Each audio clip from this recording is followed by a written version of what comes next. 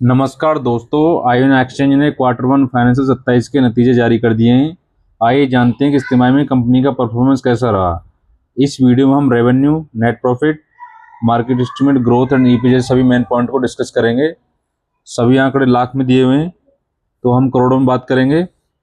अगर आपने अभी तक हमारे चैनल को सब्सक्राइब नहीं किया तो प्लीज़ सब्सक्राइब कर लें। चलिए स्टार्ट करते हैं। फर्स्टली हम बात करेंगे रेवेन्यू की।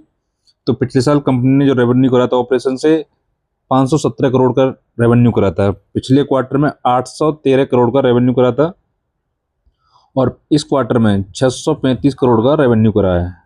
तो आप देखोगे ईयर देखेंगे तो रेवेन्यू में 23% की आपको ग्रोथ दिखाई देगी और आप क्वार्टर देखेंगे तो -22% की नेगेटिव ग्रोथ है आपको देखोगे।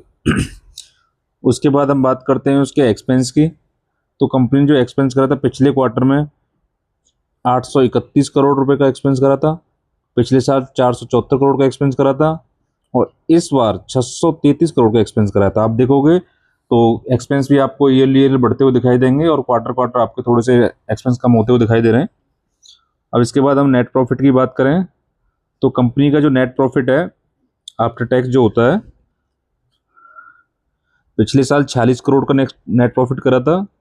पिछले क्वार्टर में 19 करोड़ का नेट प्रॉफिट करा था, जो इस बार 11 करोड़ का घट के नेट प्रॉफिट रह गया। तो आप ईयर देखेंगे और क्वार्टर दोनों ही तरीके से आपको नेट प्रॉफिट कम होता हुआ दिखाई देगा।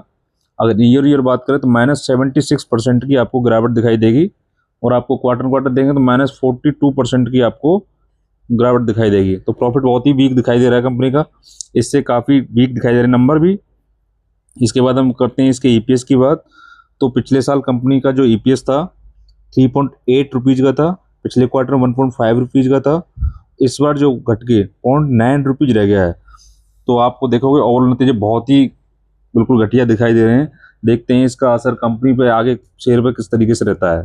धन्यवाद।